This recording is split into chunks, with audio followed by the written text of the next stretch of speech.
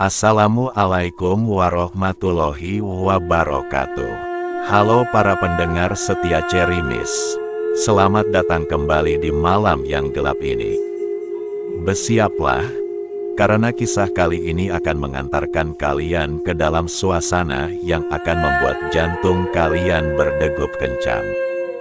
Malam ini, kita akan mendengarkan sebuah kisah yang sangat menyeramkan. Inilah kisah cerita menyeramkan petugas kebersihan di gedung bekas sekolah.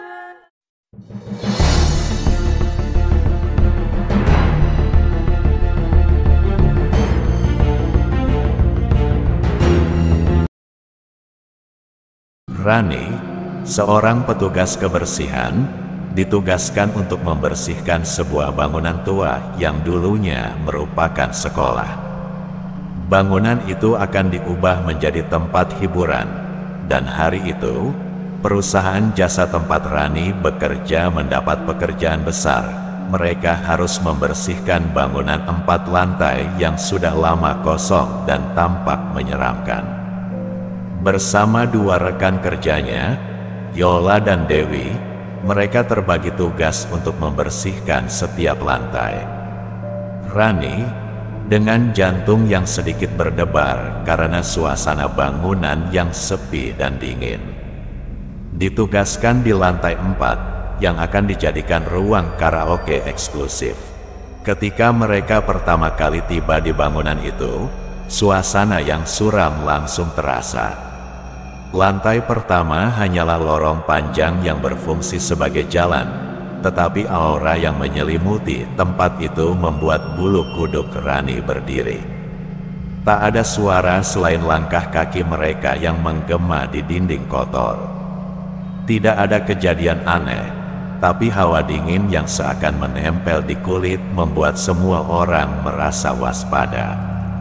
Saat mereka menaiki lift untuk menuju ke lantai-lantai atas, tiba-tiba pintu lift terbuka, dan Rani melihat seseorang menyusul masuk. Sosok itu adalah JJ, ketua divisi mereka, sosok yang dikenal Rani dengan baik. Tapi ada yang berbeda hari itu. JJ berdiri di sudut lift dengan wajah yang sangat dingin.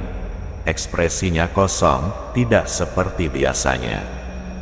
Biasanya, JJ adalah orang yang ramah dan ceria, selalu tersenyum dan menyapa siapa saja. Rani, yang merasa sedikit canggung dengan keheningan, akhirnya memanggil Mbak JJ. Namun, yang dia dapatkan hanyalah senyum yang aneh. Senyum itu bukan senyum hangat yang biasa JJ tunjukkan, melainkan senyum tipis dan dingin, tanpa kata-kata.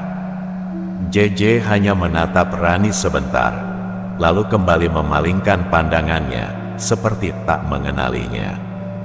Rani merasa aneh, tapi mencoba mengabaikannya. Mungkin JJ sedang sibuk atau punya banyak pikiran, pikirnya. Lift kemudian berhenti di lantai 2, di mana Yola keluar.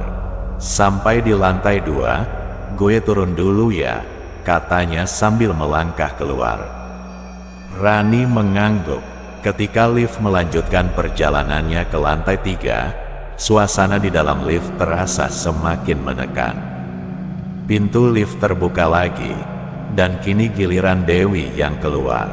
Sampai nih di lantai 3, gue keluar ya, Ran, katanya sambil tersenyum tipis.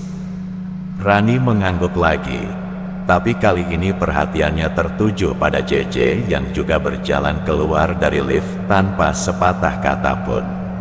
Rani melihat JJ berjalan lurus keluar lift. Langkahnya lambat dan kaku, tidak seperti biasanya.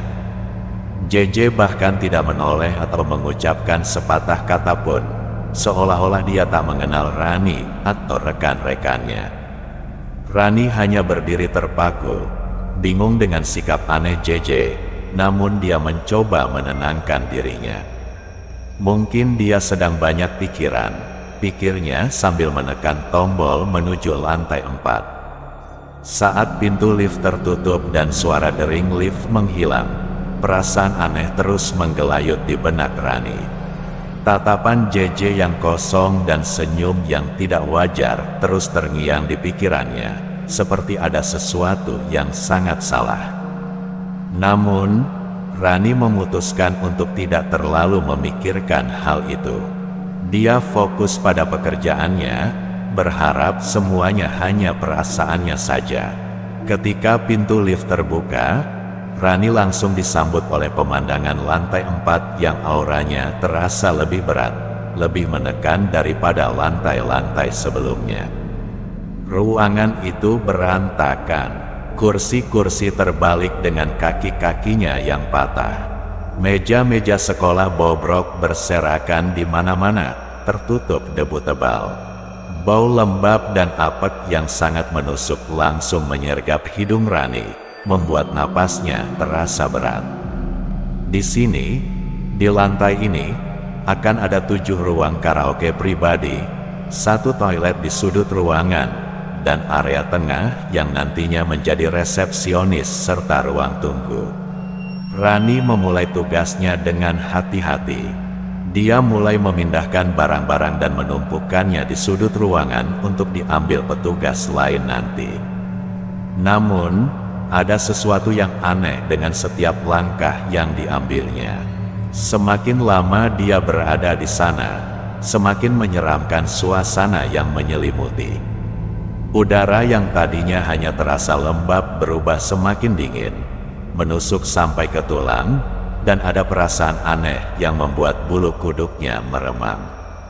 Saat Rani hendak memindahkan meja lainnya ke sudut, tiba-tiba terdengar suara keras dari belakangnya.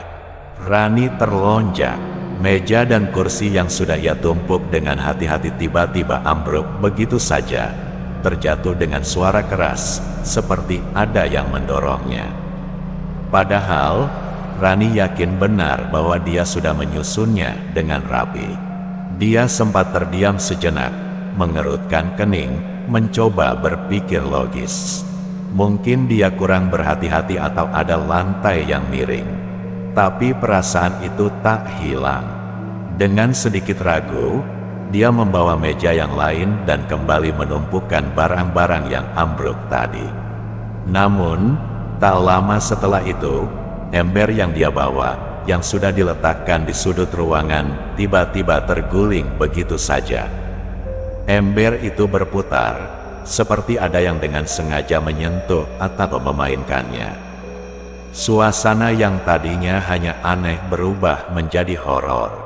Rani merasa ada sesuatu yang tak terlihat sedang memperhatikan dan bermain-main di sekitarnya.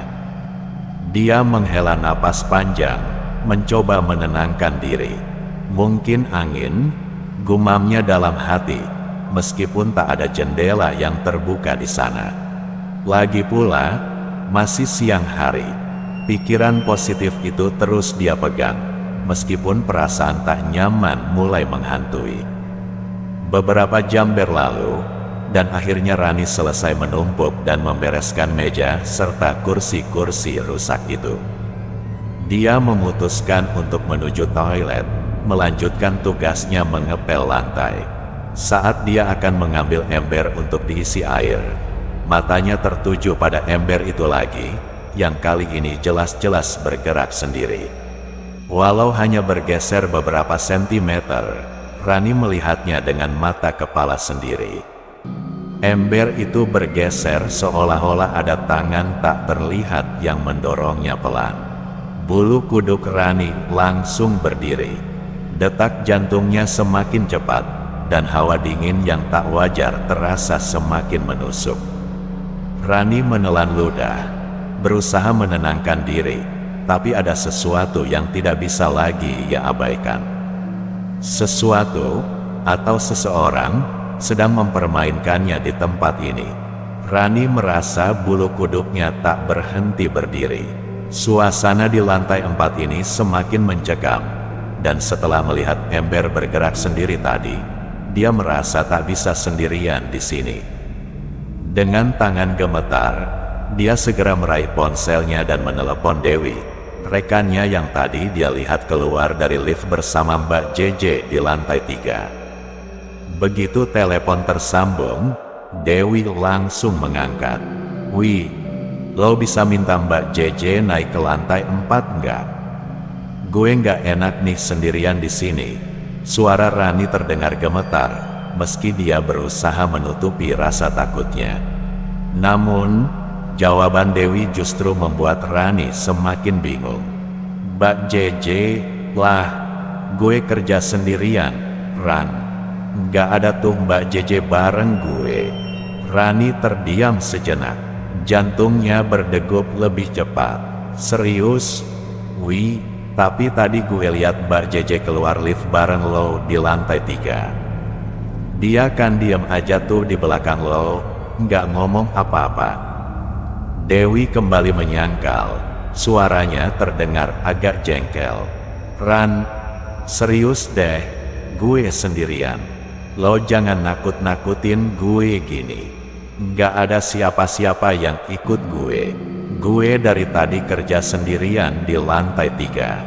Rani merasa darahnya mendesir dingin. Perutnya tiba-tiba terasa mual. Dia jelas-jelas tadi melihat Mbak JJ keluar lift mengikuti Dewi. Sosok yang dikenalnya lengkap dengan senyum aneh yang membuatnya tak nyaman. Tapi jika Dewi bersikeras bahwa dia sendirian, lantas siapa yang tadi dilihat Rani? Siapa sosok yang berdiri di belakang Dewi di lift tadi? Tiba-tiba, suasana di sekelilingnya semakin berat. Rani merasa ada sesuatu yang menempel di punggungnya, seolah-olah ada mata tak terlihat yang mengawasinya dari bayang-bayang. Rani merasa tubuhnya mulai gemetar, namun dia tak mau tenggelam dalam rasa takut. Dengan tangan yang gemetar, dia memberanikan diri menelepon langsung Mbak JJ. Deru napasnya terdengar berat saat telepon mulai berdering. Setelah beberapa detik yang terasa begitu lama, akhirnya suara Mbak JJ terdengar di ujung sana. "Halo, Ran, ada apa?" Rani berusaha menjaga suaranya tetap tenang meskipun hatinya berkecamuk. "Mbak JJ, tadi lo udah kesini kan? Gue lihat lo keluar lift bareng Dewi di lantai 3. Tapi jawaban dari Mbak JJ membuat Rani semakin merinding. "Gue masih di kantor, Ran. Lagi beresin administrasi. Nanti sekitar jam 10 gue baru ke sana." Dek, Rani terdiam. Pikirannya langsung berputar cepat. "Maksudnya, lo belum kesini sama sekali?" "Mbak," tanya Rani dengan suara bergetar, tak bisa menyembunyikan keterkejutannya. Mbak JJ tertawa kecil, tampaknya tak menyadari ketegangan di suara Rani. "Iya, gue belum ke sana. Lo halu kali.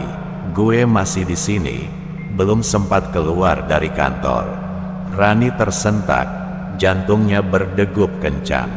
"Tapi tadi gue jelas-jelas lihat lo masuk lift bareng Dewi dan keluar di lantai 3. Mbak JJ hanya menghela napas pelan. "Enggak, Ran, itu pasti cuma perasaan lo aja. Tenang aja, gue belum kesana sama sekali." Rani terdiam, menggenggam ponselnya erat. Kepalanya penuh tanda tanya. Jika Mbak JJ belum pernah kesana, lalu siapa yang tadi dilihatnya? Siapa sosok yang mirip Mbak JJ dengan senyum aneh yang masuk lift dan keluar mengikuti Dewi? Suasana di lantai 4 tiba-tiba terasa semakin mencekam. Rani merasa hawa dingin merambat ke seluruh tubuhnya. Sesuatu yang tak terlihat mulai menyesakkan ruang di sekelilingnya. Dan kini, dia tak bisa mengabaikan lagi ada sesuatu di sini bersama mereka. Sesuatu yang bukan manusia. Rani mencoba menenangkan diri, menarik napas dalam-dalam dan meyakinkan dirinya bahwa semua yang dia alami tadi hanyalah halusinasi karena kelelahan.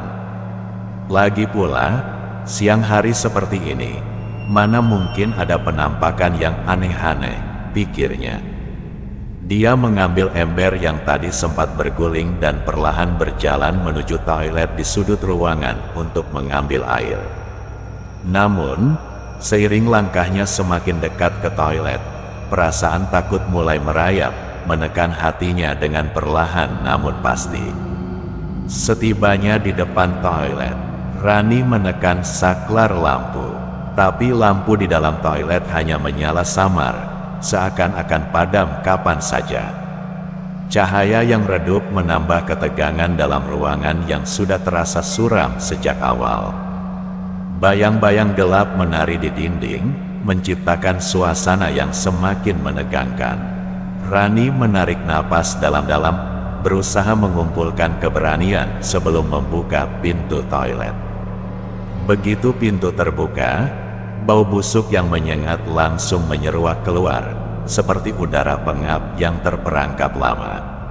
Bau itu begitu tajam dan menjijikkan hingga membuat perut Rani bergejolak, nyaris mual. Dia menutup hidungnya dengan lengan, berusaha menahan bau tak sedap itu sambil melangkah masuk.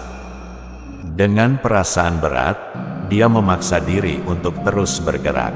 Cepat aja, Rani, bersihin dan keluar, bisiknya pada diri sendiri, mencoba menenangkan pikiran yang mulai diselimuti rasa takut. Rani meletakkan ember di bawah keran dan mulai mengisinya dengan air. Aliran air terdengar menenangkan, sejenak membuyarkan kegelisahannya. Tapi, saat itu juga, suara lain menyelinap masuk ke telinganya.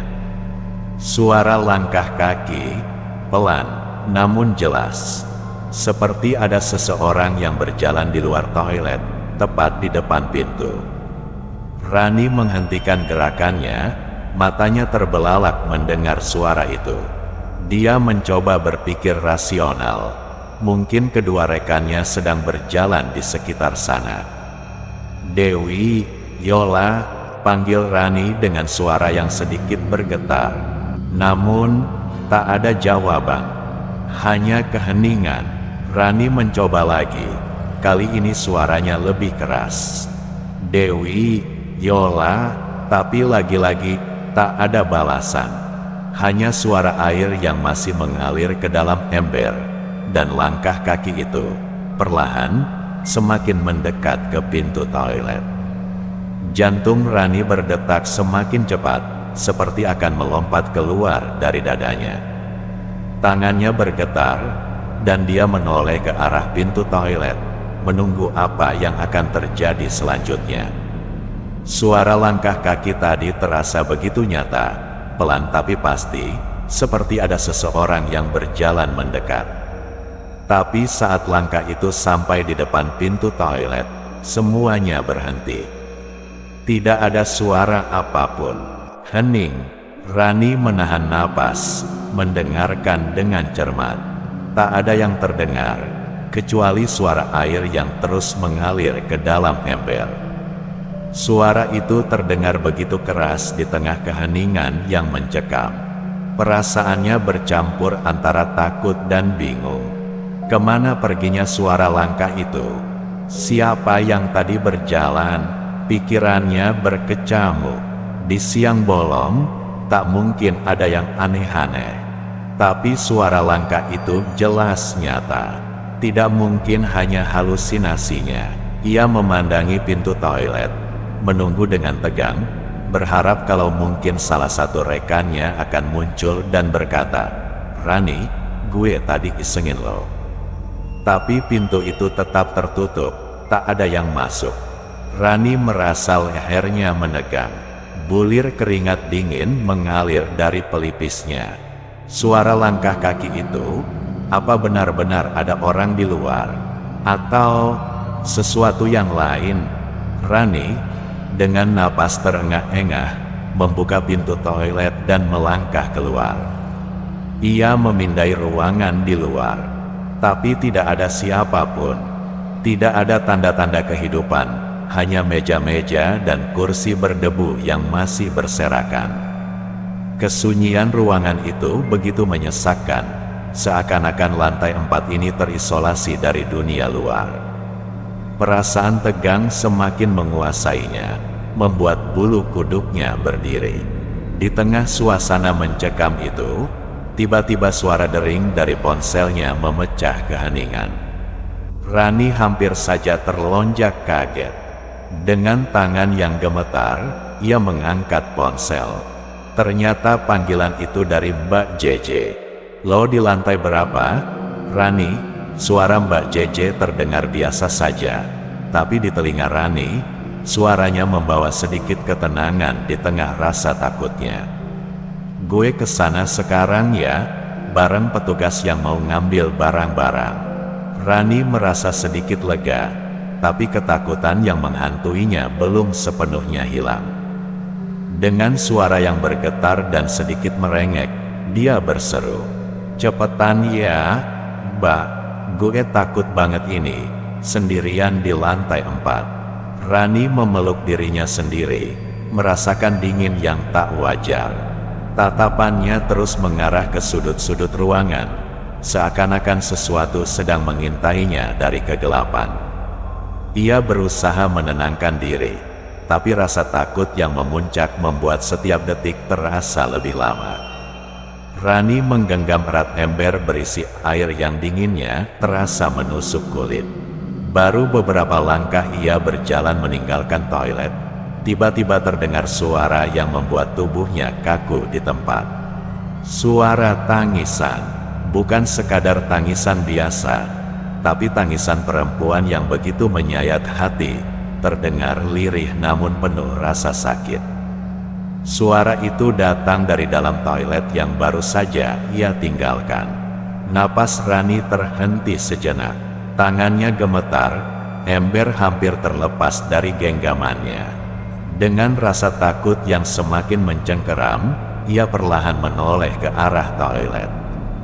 Di dalamnya, melalui kaca buram di pintu, ia melihat sesuatu yang membuat darahnya seakan berhenti mengalir. Sebuah penampakan. Di balik kaca, tergantung seorang wanita dengan leher terkulai, berayun pelan-pelan di udara. Darah menetes deras dari pergelangan tangannya, jatuh perlahan ke lantai di bawahnya. Wajahnya pucat, matanya tertutup rapat, namun raut wajahnya dipenuhi dengan penderitaan yang mendalam. Sosok itu tergantung dengan kondisi yang begitu mengerikan, seolah-olah baru saja mengakhiri hidupnya dengan cara yang paling menyakitkan. Rani terpaku, tubuhnya gemetar hebat, jeritan batin mulai berkecamuk, tapi tak satu kata pun keluar dari mulutnya. Pandangannya terkunci pada sosok wanita yang menggantung itu, tak bisa beranjak ataupun berpaling. Bulu kuduknya meremang. Ketakutannya kini tak tertahankan.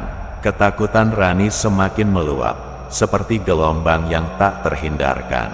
Ember di tangannya ia lepaskan begitu saja, membiarkannya terjatuh dengan bunyi berdebuk keras di lantai yang dingin. Tanpa pikir panjang, ia berlari sekuat tenaga menuruni tangga menuju lantai 3. Melupakan lift yang seharusnya bisa membawanya turun lebih cepat.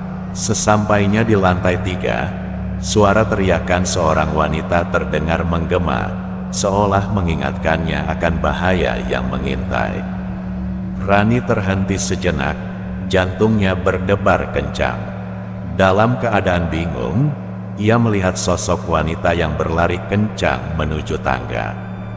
"Itu Dewi, Dewi!" teriak Rani, tetapi Dewi tak menggubris panggilannya, terus melarikan diri seperti dikejar oleh sesuatu yang tak terlihat. Kepanikan merayapi Rani.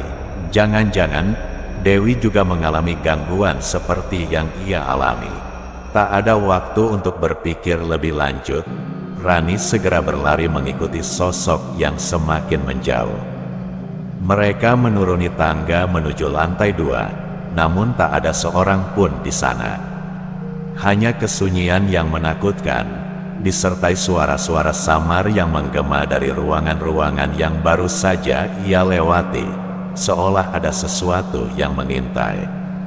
Rani melanjutkan pelariannya hingga mencapai lantai 1. Ketika keluar dari tangga, ia melihat dua rekannya, Yola dan Dewi, sedang berpelukan.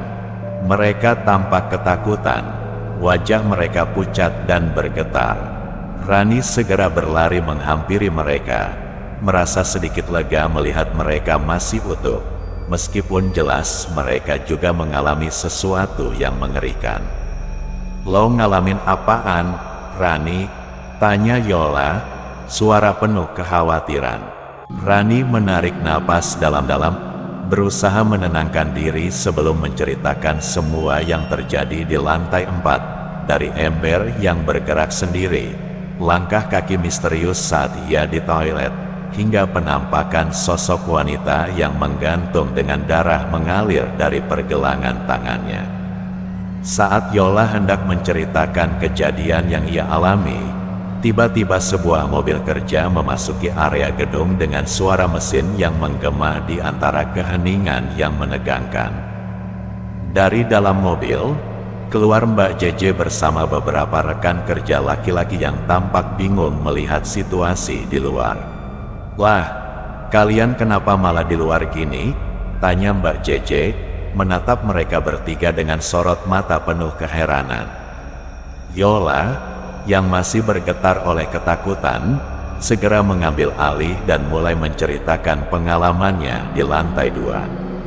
Ia menceritakan bagaimana saat sedang bekerja, semua barang yang sudah ia rapikan tiba-tiba kembali ke tempat semula, seolah ada yang bermain-main dengan barang-barang itu. Lalu, ia melihat penampakan anak-anak kecil berlarian di antara meja-meja dan kursi-kursi yang telah rusak.